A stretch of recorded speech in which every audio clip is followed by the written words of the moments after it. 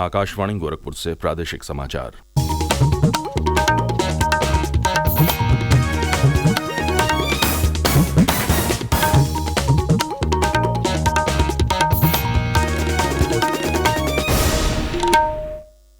नमस्कार, समाचार बुलेटिन के साथ मैं विकास राय।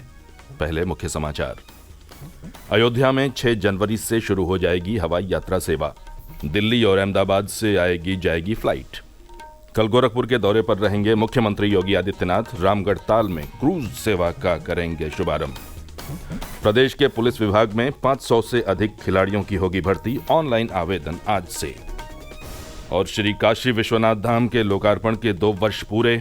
2 साल में दर्शन करने पहुंचे 13 करोड़ श्रद्धालु।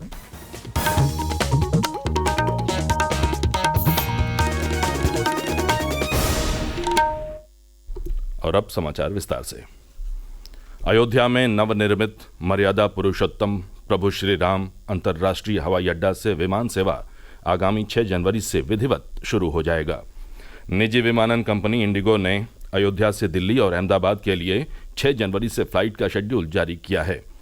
उम्मीद जताई जा रही है कि इस महीने की आखिरी सप्ताह में प्रधानमंत्री नरेंद्र मोदी इस अंतर्राष्ट्रीय हवाई अड्डे का उद्घाटन कर सकते हैं। विमान सेवा शुरू होने से यहां आने वाले श्रद्धालुओं को काफी सहूलियत मिलेगी।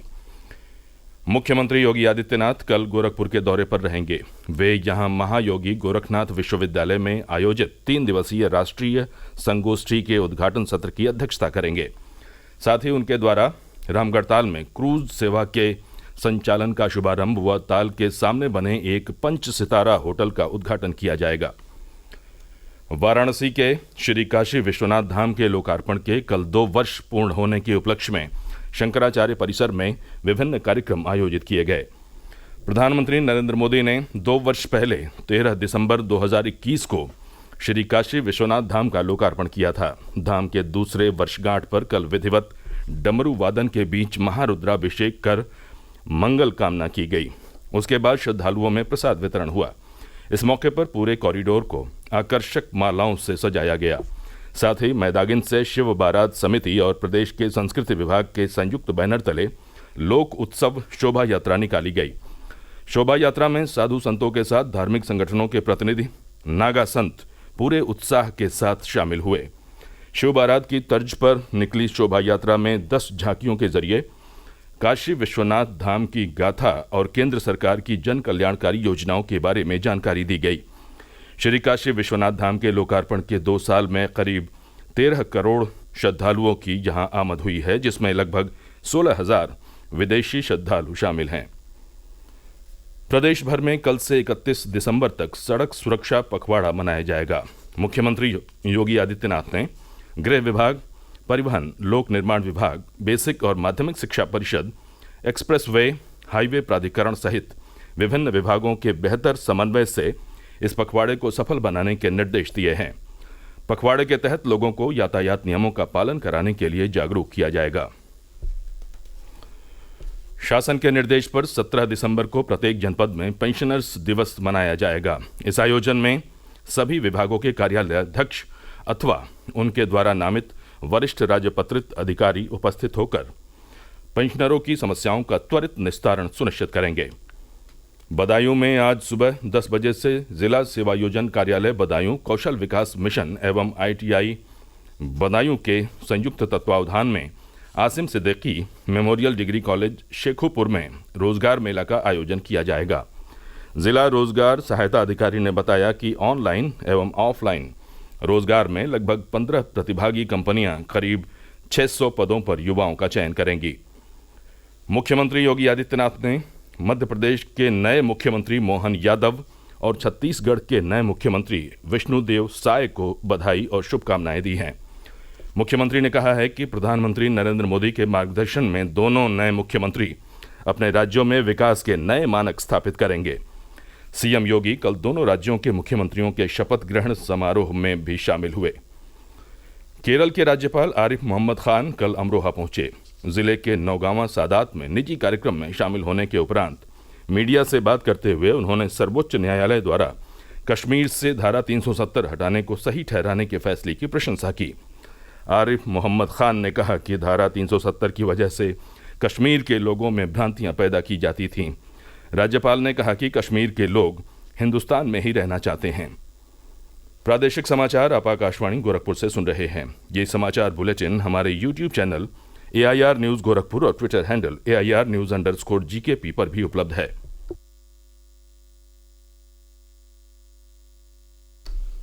प्रदेश सरकार पुलिस महकमे में 546 कुशल खिलाड़ियों की नई भर्ती करेगी। आरक्षी के पदों पर 350 पुरुष व 196 महिला कुशल खिलाड़ियों की भर्ती की जाएगी। भर्ती के लिए ऑनलाइन आवेदन की प्रक्रिया आज से प्रारंभ हो जाएगी। अभ्यर्थी 1 जनवरी तक आवेदन कर सकेंगे। उत्तर प्रदेश पुलिस भर्ती बोर्ड के अधिकारियों के अनुसार कुल 24 खेल विधाओं के अंतर्गत पुरुष व महिला खिलाड़ियों की भर्ती होगी। आवेदन के लिए अभ्यर्थी का 12वीं पास होना अनिवार्य है। अयोध्या में 22 जनवरी को आयोजित होने वाले रामलला के विग्रह की प्राण प्रतिष्ठा उत्सव में शामिल होने वाले अतिथियों के लिए विशेष प्रबंध किए जा रहे हैं। श्रद्धालुओं के मंदिर परिसर तक आने, ठहरने तथा दर्शन करने और सकुशल वापस जाने का खाका तैयार किया जा रहा है। सुरक्षा के व्यापक इंतजाम किए जा रहे हैं। अयोध्या के कमिश्नर गौरव दयाल ने बताया कि प्रशासन दिन रात तैयारियों को पूरा करने में लगा हुआ है। श्रद्धालुओं की सुविधा के लिए लखनऊ से अयोध्या के बीच ग्रीन कॉरिडोर भी बनाया जाएगा, जिससे श्रद्धालुओं को मंदिर तक आने में कोई परेशानी न हो। उपायुक्त उद्योग अमरेश कुमार पांडे ने बताया कि अयोध्या को धर्म नगरी के साथ साथ आर्थिक नगरी के रूप में भी विकसित किया जा रहा है। अयोध्या में 4000 करोड़ रुपए की लागत से लगभग 100 होटल निर्माणाधीन हैं। प्राण प्रतिष्ठा समारोह से पहले ज्यादातर होटल तैयार हो जाएंगे, जिससे देश विदेश से आने वाले पर्यटकों को उच्च कोटि के रहन सहन की सुविधा मिल सकेगी।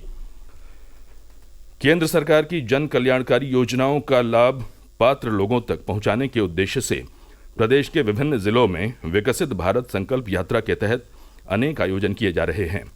इसी क्रम में कल लखनऊ पहुंची संकल्प यात्रा में भाजपा MLC विजय बहादुर और खाद्य एवं सार्वजनिक वितरण विभाग के सचिव संजीव चोपड़ा शामिल हुए।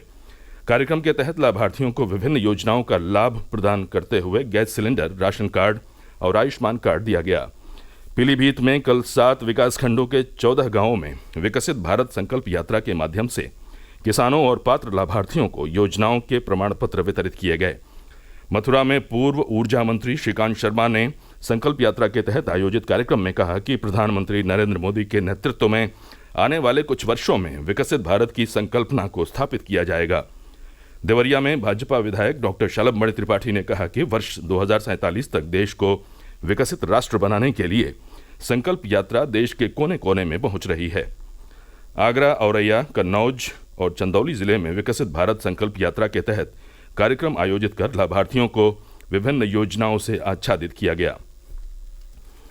ग्रेटर नोएडा में दनकौर रेलवे स्टेशन के पास कल हुए एक सड़क हादसे में 4 लोगों की मौत हो गई। ये हादसा उस वक्त हुआ जब बुलंदशहर डिपो की बस के चालक की तबीयत बिगड़ने पर बस अनियंत्रित होकर 3 मोटरसाइकिलों से भिड़ गई। पीलीभीत जनपद में national mission on agriculture extension and technology के तहत जिला स्तरीय रवि गोष्ठी एवं किसान मेले का आयोजन आज कृषि विज्ञान केंद्र टांडा विजयसी में सुबह 10 बजे से किया जाएगा। जिला कृषि अधिकारी डॉक्टर विनोद कुमार सिंह ने बताया कि इस कार्यक्रम में किसानों को रबी की फसलों में अधिक पैदावार देने और कृषक हित की लाभकारी योजनाओं की जानकारी दी जाएगी।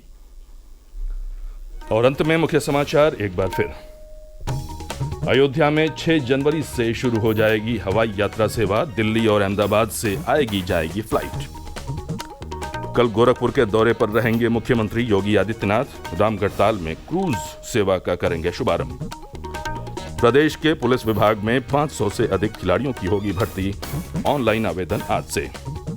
और श्री काशी विश्वनाथ धाम के लोकार्पण के 2 वर्ष पूरे। 2 साल में दर्शन करने पहुंचे 13 करोड़ श्रद्धालु। इसी के साथ ये समाचार बुलेटिन समाप्त हुआ। नमस्कार।